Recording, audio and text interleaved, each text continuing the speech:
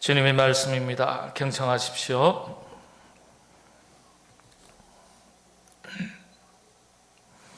또 내가 새 하늘과 새 땅을 보니 처음 하늘과 처음 땅이 없어졌고 바다도 다시 있지 않더라. 또 내가 보매 거룩한 성 새 예루살렘이 하나님께로부터 하늘에서 내려오니 그 준비한 것이 신부가 남편을 위하여 단장한 것 같더라. 내가 들으니 보좌에서 큰 음성이 나서 이르되 보라, 하나님의 장막이 사람들과 함께 있으며 하나님이 그들과 함께 계시리니 그들은 하나님의 백성이 되고 하나님은 친히 그들과 함께 계셔서 모든 눈물을 그 눈에서 닦아 주시니 다시는 사망이 없고 애통하는 것이나 곡하는 것이나 아픈 것이 다시 있지 아니하리니 처음 것들이 다 지나갔음이러라. 아멘. 제가 말씀을 준비하면서 직전까지도 계속해서 고민을 했습니다. 어떻게 이 말씀을 전하는 게 좋을까? 오늘 수요 기도에 오신 분들에게 오늘 말씀의 제목이 천국 소망의 신학이라는 제목인데 어떻게 이 말씀을 전할까? 강해식으로 말씀을 준비할까? 이미 준비는 다 되어 있지만은 그런데 불현듯 이 요한계시록은 켈빈도 주석하기가 굉장히 어렵게 여겨져서 그런지 주석하기가 망설였어요. 주석하는 것을 망설였고 실제 신학교에서도 요한계시록 강해는 잘 다루지 않습니다. 굉장히 어렵기 때문에 쉽게 하려면 얼마든지 쉽게 할 수 있지만은 그러나 쉽게 하기에는 너무 깊어요.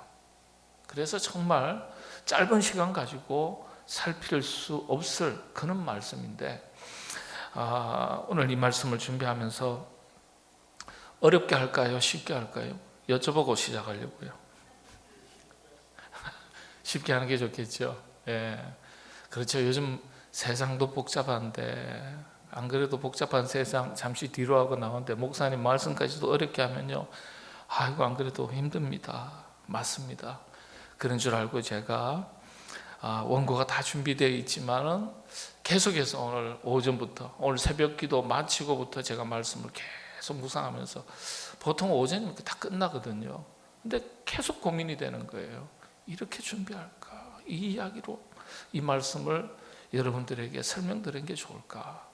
고민하다가 말씀하신 대로 우리 이런 게 성령의 교통하심인 거예요. 서로 통하는 거예요. 제가 쉽게 말씀을 드리겠습니다. 우리 한국에 자칭 예수라는 사람이 코로나 전에는 99명이었어요. 자칭 예수. 그런데 지금 이미 100명을 훌쩍 넘어섰습니다. 메시아, 신적인 존재라고 말하는 사람들까지 합하면 그 수를 셀 수가 없습니다. 참 놀랍죠? 자칭 예수래요. 메시아래요. 세상을 구원할 수 있는 구세주래요. 이 참 제정신이 아닐 것 같아요. 그런데 더 놀라운 것은 이런 사람들을 추종하는 사람들이 적지 않다는 거예요. 적지 않다. 이게 더 놀라운 거죠. 대체로 이단 사이비들이 장난을 친다 그러죠. 장난을 치는 것 중에 하나가 이 임박한 종말론을 가지고 장난을 많이 칩니다. 긴장감을 불어넣고요. 그리고 극단적 이원론으로 세계관을 주입시킵니다. 극단적 이원론.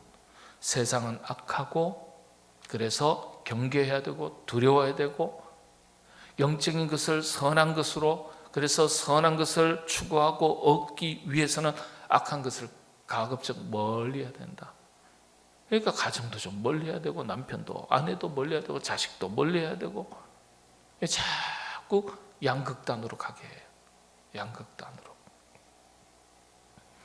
신비한 능력이 있음을 스스로 얘기합니다. 예언을 하고요. 기적을 행한다. 나만 바라봐 공중부양. 이거 어떻게 아세요? 아시는 분들 수상한데 이 성주의 장흥에 무슨 궁이 있다 그러죠. 아세요? 이것까지도? 이걸 어떻게 아세요? 이분하고 5분 면담하는데 얼마인지 아시죠? 100만 원입니다. 근데 줄을 선다 그래요. 참 신비한 능력, 예언, 기적을 행한다. 그렇게 이야기합니다. 현혹되지 마세요. 임박한 종말론, 이원론적인 세계관, 어떤 세상에서 일어나는 일들에 대한 해석들, 예언, 이런 것들로 사람들을 현혹하죠. 그런데 의외로 우리가 똑똑한 것 같은데 쉽게 잘 넘어가요.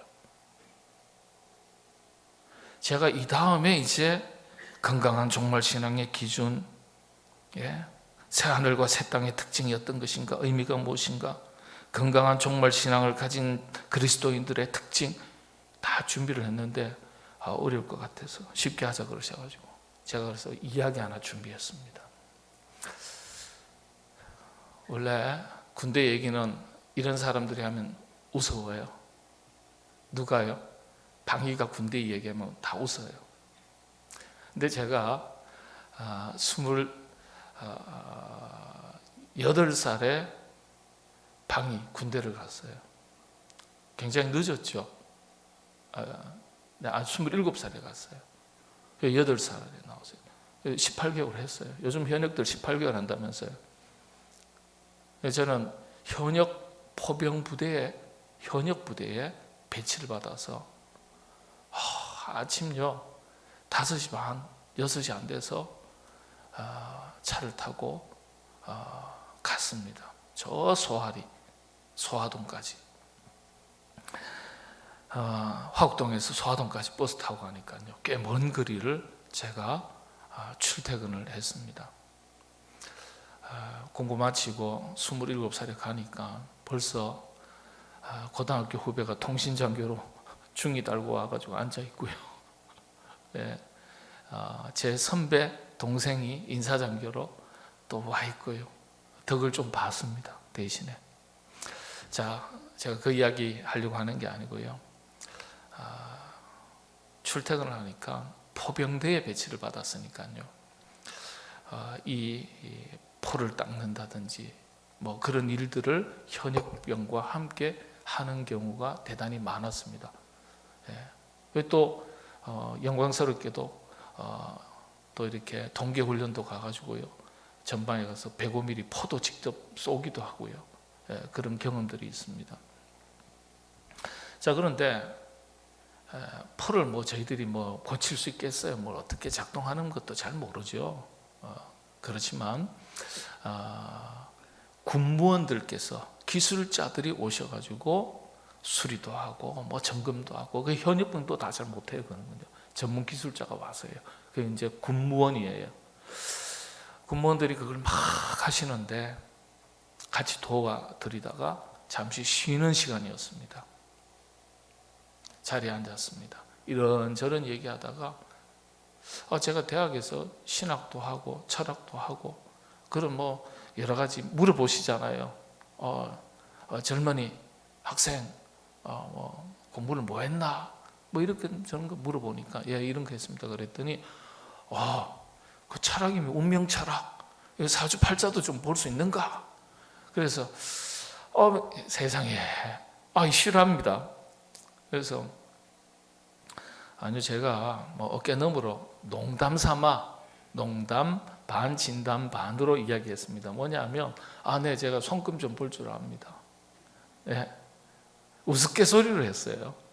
근데 재미삼아서 왜 여러분들 다 보는 거 있잖아요. 젊은 시절에는 그런 거 보는 경우가 있는데 물론 이 철학을 하면 서양 철학, 동양 철학. 동양 철학은 한국 철학, 그 다음에 중국 철학, 우파니샤드라고 해서 인도 철학을 반드시 필수 과목으로 다 배우게 됩니다. 그러니까 중국 철학을 배우면 우리 한국 철학은 주기론, 주의론, 태계, 이황, 이건 태계 학회가 하버드 대학에도 설치되어 있어요. 그만큼 우리 한국 철학이 굉장히 깊습니다. 근데 중국 철학에는 보면은 이 주역이라는 부분이 있어요. 이게 이제 주역이라는 부분은 있기도 하죠. 그런데 뭐 신뢰성을 가지고 있지는 않아요. 전공은 기본적으로 서양 철학이니까. 그러다 보면은 이게 이제 그런 이 사담들이 있습니다. 사람이 운명을, 상대방의 사람의 운명을 볼 땐 처음에 뭘 보죠? 손금 보자, 수상이라 그러죠. 근데 수상보다는 족상이 우선하고, 발금, 족상보다는 관상이 우선하고, 얼굴상, 관상보다는 흉상이 우선하고, 흉상보다는 심상이 우선한다. 그 중에 제일은 심상이라, 마음의 상이다. 다시 말하면 사람이 마음먹기에, 마음 쓰기에 따라서 인생이 달라진다는 뜻이에요. 그런데 그렇게 이야기하면 장사가 안 되니까 쏙 떼고 뭘 가지고 하는 거예요? 관상, 수상, 족상, 두상, 흉상, 이런 걸 가지고 장사를 하는 거예요. 예, 여러분들 현혹되지 마세요. 왜냐하면 그리스도인들도 뭐 20% 넘게 뭐예요? 전보로 다 다니셨으니까. 여기 보신 분 제가 묻지는 않겠습니다. 자, 그래가지고 제가 좀 손금 좀 볼 줄 압니다. 농담 삼아 제가 그런데 한번 봐 그런 보죠. 야, 이건 태양선, 황금선. 이게 뭐 좀 이야기하니까 뭔가 같잖아요. 탁 보는 순간 제가 뭐라 그런지 아세요? 손금은 장남 손금인데 장남 대접을 하나도 받지 못하시는군요. 딱 그랬더니 어떻게 알았냐? 쪽집게라는 게 쪽집게. 다 보여요. 손금은 장남 손금인데 장남 대접 하나도 받지 못합니다. 너무 정확하다. 자기가 8남매 중에 장남이래요. 제가 잊지도 않습니다. 내가 장남 대접 받아본 게 없다는 거예요. 고생만 죽도록 했다는 거예요. 아니, 사람이 고생한 사람하고 고생 안 한 사람하고 행색을 보면 알지 않습니까? 군문으로 와가지고 포신 닦아가면서 이런저런 넋두리 하는 거 보면 훤하잖아요. 그걸 꼭 뭐 인생의 스토리를 다 알아야지 이야기할 수 있습니까? 근데 장남 손금인데 장남 대접 못 받는다. 나 장남 아닌데. 손금은 장남이에요. 손금은 장남. 타고난 건 잘 타고났는데 세상 잘못 만나가지고 고생한 거예요. 말이 되죠. 그런데 장남이면 어떻게 되는 거예요? 쪽집게가 되는 거예요. 그런데요. 그래가지고 쭉 얘기 좀 하니까 그 옆에 있던 분도 봐달라. 여러분, 말장난이에요. 말장난. 고생문이 훤한데 그래도 죽을 고비 여러 번 남겨가지고 다행이네요. 죽을 고비 고생 안 한 사람 어디 있습니까? 나 죽을 고비는 저기 없었는데 앞으로 조심하세요. 손금에는 나와 있어요. 말 됩니까? 안 됩니까? 되는 거예요. 그랬더니 이 사람 저 사람 보는데 나중에는 현역병이 보자 그래요. 태권도 하는데요. 태권도 빼줄 테니까 나 좀 봐줘. 나중에 어디까지 가는 줄 아세요? 장교들이 불러요. 중위, 대위, 실화입니다. 실화. 불러요. 봐달라고. 나중에 하루는 대장님이 저를 찾는데요. 그 대대인데 중령입니다. 책임자예요. 탁 들어가서 필승 탁 하고 들어가니까 그 당시에 뭐 기억도 안 납니다. 김일병인지 김상병인지. 자네가 그렇게 손금을 잘 본다면서 가슴이 철렁하는 거예요. 잘 보기는 뭘 잘 봐요. 젊은이의 패기에 요령 어떻게 좀 피워보려고 하다가 잘못 걸렸다. 이제 내 손금 좀 봐줘. 대대장이 딱 좋은 말 해야 될까 안 좋은 말 해야 될까요? 좋은 말 해야 되죠. 살아나려면. 근데 이분이 3사 출신의 40살인가 41살이에요. 근데 중령을 달았어요. 제가 어렴풋이 알아요. 3사 출신의 40살, 39, 41의 중령 달았으면 자기 기수에서는 굉장히 진급을 빨리 잘한 거예요. 태양선이 뚜렷하고 너무 좋네요. 여러분 혹시 시험 드는 분 없기를 바랍니다. 우리 목사님이 저런 과거가 있었구나.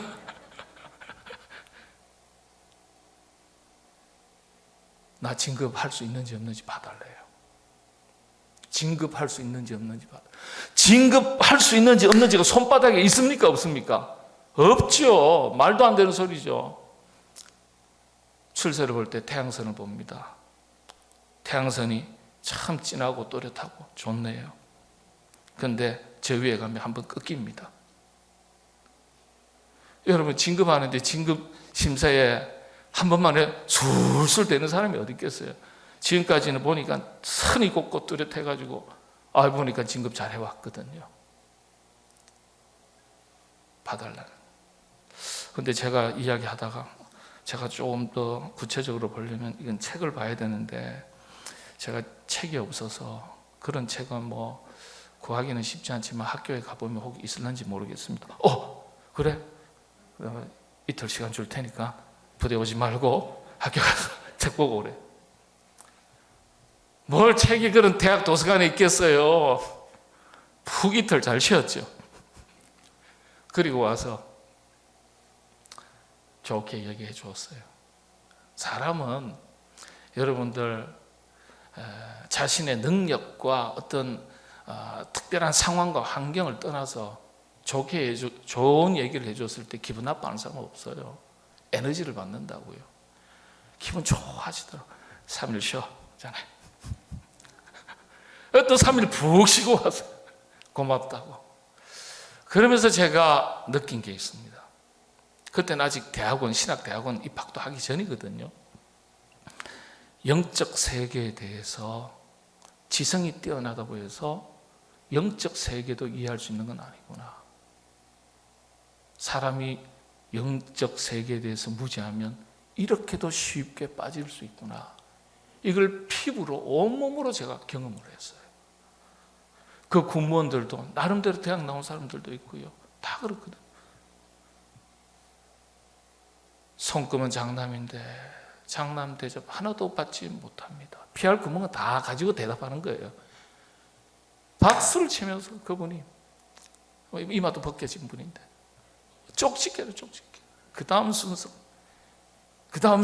한 몇 명 그리고 나니까 현역 병장들이 부르더니 장교들이 부르더니 마지막에는 대장이 불러요. 제가 그때 생각했습니다. 야, 이거 장사가 되겠구나. 미아리에 장사가 되겠구나. 근데 이런 것을 가지고 장난치는 사람들이 있다는 거예요. 있다는 거예요. 이단 사이비가 그럴 수 있다는 거예요. 그게 그런데 그렇게 말하는 사람이 있다는 것도 놀랍지만은 그런 사람들을 찾아가는 사람들이 참 많다는 것 더 놀라운 거예요. 그걸 제가 경험하면서 야, 그렇구나. 배우고 못 배우고를 떠나서 가지고 못 가진 것을 떠나서 그 사람의 상황이 환경이 어떠한지 관계없이 쉽게 빠질 수 있구나. 그걸 제가 경험했습니다.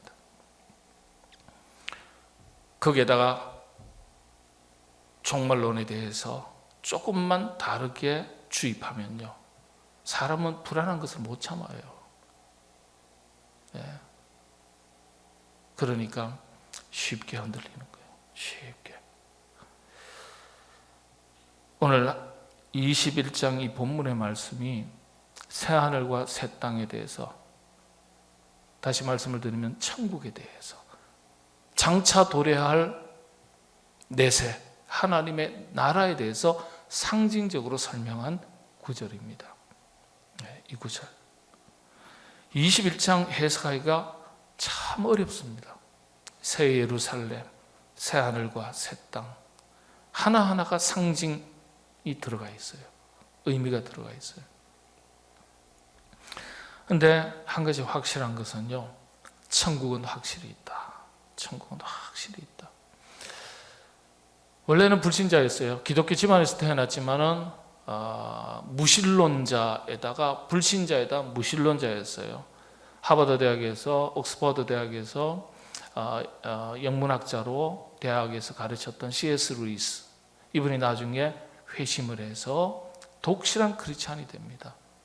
놀랍게도 검색기에 기독교에 관한 책들 중에 가장 많이, 성경 빼고 가장 많이 팔린 책이 이분 책입니다. 천국과 지옥, 고통의 문제. 이분은 이 땅을 살아가면서 고통의 문제를 다루면서 천국과 지옥에 대해서 설명하셨어요. 참 인상 깊은 내용들이 많습니다. 지금 다 설명드릴 수는 없지만, 이분이 깊이 무신론자였다가 불신자이면서 무신론자였어요. 그런데 이 인간의 고통의 문제를 다루다 보니까 결국은요, 고통을 통해서 하나님을 만나게 됩니다. 하나님은 분명히 살아계시고 천국은 분명히 있다는 것을 깨닫게 됩니다. 그래서 기독교 변증가라고 말합니다. 수많은, 변증가라는 게 간단하게 말씀드리면, 수많은 어려운 질문에 대해서 논리적으로 이해가 안 되잖아요. 합리적으로 이해가 안 되잖아요. 그걸 차곡차곡 논리적으로, 합리적으로 기독교의 교리를 설명하는 거예요. 설득이 되는 거예요. 이분 책 읽으면은요, 설득되는 분 많습니다. 참 훌륭해요. 다행히 악한 길로 안 나가고 참 하나님의 세계 말씀을 잘 설명할 수 있는 길로 나갔기 때문에 참 훌륭한 분이에요. C.S. 루이스입니다. 그런데 이분이 이야기하기를 뭐라고 얘기했냐면, 이 땅을 뭐라고 정의했냐면 섀도우 랜드라고 그랬어. 그림자의 땅이다. 그림자의 땅이다. 그림자. 진짜 우리가 가서 누려야 될 세상은 여기 있지 아니하고 천국이라는 거예요. 그러면 그림자는 의미 없는 것이냐? 그렇지는 않다는 거예요. 그렇지는 않다. 하나님의 나라를 이해를 잘하면요, 장차 가야 할 내세의 하나님의 나라도 분명히 있고 소망 중에 기다리게 됩니다. 그러나 또 한편으로 하나님의 나라를 정확하게 잘 알면 이 땅은 의미가 없고 악으로 가득 차고 고통이 가득한 그런 땅으로서 우리가 마음을 버리고 마음을 두지 말아야 할 그런 땅으로 인식하지 않아요. 하나님께서 하나님의 나라를 정의할 때 어떻게 설명하셨어요? 세 가지로 설명하셨거든요. 장착해야 할 아버지 하나님의 나라가 있고, 하나님의 나라는 여기 있다 저기 있다 할 것이 아니요, 어디에 있다고요? 너희 마음에 있느니라. 너희 속에 있느니라. 가운데 있느니라. 우리 마음에 임하는 하나님의 나라가 있고, 우리의 현실의 삶 속에서 임하는 하나님의 나라가 있고, 장차 가야 할 미래에 완성된 하나님의 나라가 있어요. 이 세 가지의 나라가 있는 겁니다. 그러면 하나님의 나라에 대해서 이해를 정확하게 하셔야 되는 거예요.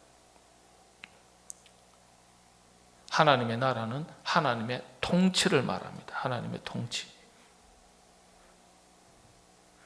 우리 마음 가운데 성령님께서 임재하시고 성령님의 인도하심을 따라서 우리가 하나님의 말씀 앞에 순종하고 그분의 뜻에 합당하게 행하고 살면은 우리의 삶 자체가 고통이 있냐 없냐, 괴로움이 있냐 없냐, 시련이 있냐 없냐, 위기가 있냐 없냐에 관계없이 우리의 내면 세계는 하나님의 나라가 임한 거예요.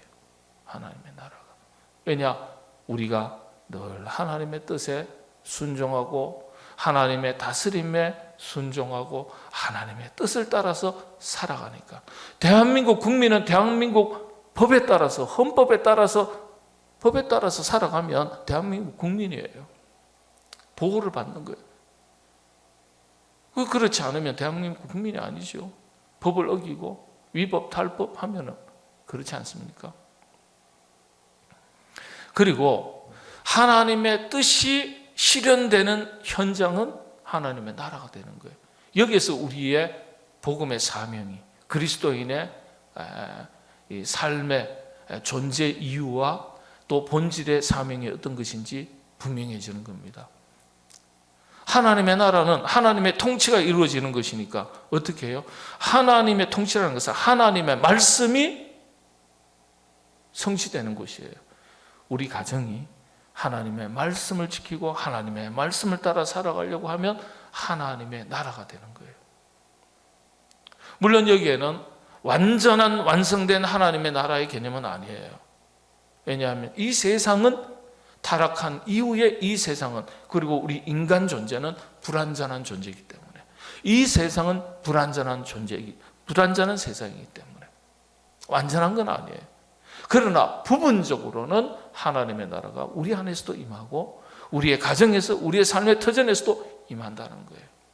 그래서 장차 가야 될 하나님의 나라만 생각하고 이 세상은 적당하게 살고 대충 살고 뭐 이 세상에는 하나님의 나라가 없다, 이렇게 생각해서는 안 된다는 거예요. 하나님의 나라가 내 안에도 있고 내가 만들어 가야 될 하나님의 나라도 있는 거예요. 주어지는 하나님의 나라도 있지만은 우리의 믿음을 따라서 하나님의 은혜 가운데 구원받은 백성들에게 장차 주어지는 하나님의 나라가 있어요. 그러나 또 한편에 하나님의 나라는 뭐예요? 우리가 누리는 하나님의 나라, 우리가 만들어가는 하나님의 나라가 있다는 거예요. 하나님의 말씀을 따라서 통치가 되고 다스려지고 실현이 되면 이게 하나님의 나라인 거예요. 근데 이걸 다 내 안에 우리 삶의 현장에 하나님 나라를 싹 빼놓고 장차 가야 될 하나님의 나라만 늘 생각하면 이 세상은 빨리 살기 싫어져요. 살기 싫어져요. 하나님의 나라가 그러면 임하면 어떤 특징이 있느냐? 하나님의 나라가 임할 때 첫 번째 특징이 샬롬입니다. 샬롬이에요. 하나님의 나라가 우리 내면 세계에 10년 가운데 임하면 내 마음이 평안이 찾아오는 거예요. 내가 너희에게 평안을 주노라, 샬롬을 주노라. 내가 주는 평안은 세상이 주는 것과 다르다, 주님께서 말씀하셨잖아요. 샬롬. 그래서 세상에 관계없이 성령님께서 은혜 가운데 우리 심령 가운데 주시는 샬롬을 우리가 얻게 되면 참 여유로워지고 마음이 평안하고 있고 없는 것에 대해서 너무 그렇게 불안해하지 않고, 우리가 참 평안함을 누립니다. 그런 분들이 있어요. 샬롬이 가장 큰 특징이에요. 샬롬. 이게 우리 가정이 평안해져야 될 그 방법이 바로 하나님의 통치, 하나님의 다스림. 하나님 주시는 평안이 우리의 심령도 있지만 우리 가정에도 샬롬이 임해야 되고, 우리 교회에도 임해야 되고, 우리 사회에도 임해야 되고. 그러면 샬롬이 임하면 참 평안한 거예요. 평안하면 행복하잖아요. 이런 가운데 믿음으로 준비했다가 장차 가게 될 하나님의 나라에 들어가게 되면 새 하늘과 새 땅, 그걸 5절에 이제 말씀을 정리합니다. 5절을 보시죠. 4절입니다. 모든 눈물을 그 눈에서 닦아주시네. 다시는 사망이 없고 애통하는 것이나 곡하는 것이나 아픈 것이 다시 있지 아니하리니 처음 것들이 다 지나갔음이로라. 이게 뭘 말하는 겁니까? 완전한 샬롬이 이루어지는 것. 완전한 샬롬. 온 우주 만물이 하나님의 뜻 가운데, 질서 가운데 다 회복되는 것. 자, 여기에서 이제 우리가 한 가지 기도해야 될 내용이 생깁니다. 장차 가야 될 하나님의 나라는 이미 우리가 보장받았습니다. 그런데 장차 가야 될 하나님의 나라, 완전한 온전한 샬롬이 임하는 하나님의 나라가 장차 가야 될 하나님의 나라만 있는 게 아니라 그랬어요. 우리 안에도 하나님의 나라가 임할 수 있고 우리의 가정에도 삶의 현장에도 하나님의 나라가 임할 수 있습니다. 이건 어떻게 해요? 구해야 돼요. 구해야 돼요. 그리고 만들려고 하셔야 돼요. 노력하셔야 돼요. 그런데 무엇으로 만들려고 하셔야 된다고요? 하나님의 말씀으로, 뜻으로, 믿음으로, 기도하면서 만드셔야 돼요. 그러면은 우리의 가정에도 샬롬이 임하고 내 삶의 현장에도 샬롬이 임하고 이 땅에서도 하나님의 나라를 경험할 수 있는 거예요. 그래서 섀도우랜드, 그림자의 땅이다 그랬어요. 그림자의 땅이다. 의미 없다는 얘기가 아니에요. 그림자의 땅은 고통이 가득한 것 같지만은 사실은 실체가 있고 그림자가 있는 거예요. 실체가 있고. 그래서 이 실체라는 것은 우리가 이 땅을 살아가지만은 고통 속에서도, 불안전함 속에서도 하나님의 나라를 맛볼 수 있고 경험할 수 있습니다. 여러분들, 그래서 어려운 일, 힘든 일 찾아와도 아이고 어서 좋게 죽어야지, 내가 다시는 눈물도 없고 고통도 없다는, 죽음도 없다는 하나님의 나라를 가야지, 그건 보장받았으니까 너무 그렇게 급하게 구하지 마시고요. 때가 되면 다 가게 되니까 하나님 우리 가정에도 샬롬을 주십시오. 하나님 제 마음에도 샬롬을 주십시오. 여러분, 샬롬이라는 것은 온전한 상태를 말하는 거예요. 이 샬롬이 임하면은요, 육신적으로도 평안하고, 주여 이 10년 가운데 저에게 샬롬을 주십시오. 여기에는 육신의 건강, 정신적인 평안함, 영적인 평안함, 이게 다 포함되는 겁니다. 우리 가정에도, 우리 자녀들에게도 샬롬을 주십시오. 우리 교회도 샬롬을 주십시오. 우리의 사업의 터전에도 샬롬을 주십시오. 여러분들 구하셔야 되고, 그리고 하나님의 뜻이, 하나님께서 다스리면 하나님의 뜻이 실현되는 그 자리에는 샬롬이 임하니까 말씀대로 살아가시려고 노력하십시오. 그러면 샬롬이 임합니다. 말씀대로 살아가시려고 노력하십시오. 말씀이 다스리는, 말씀이 곧 말씀이 육신이 되어 우리 가운데 거하시매, 그러니까 말씀이 다스리는 그 자리는 평안이 찾아옵니다.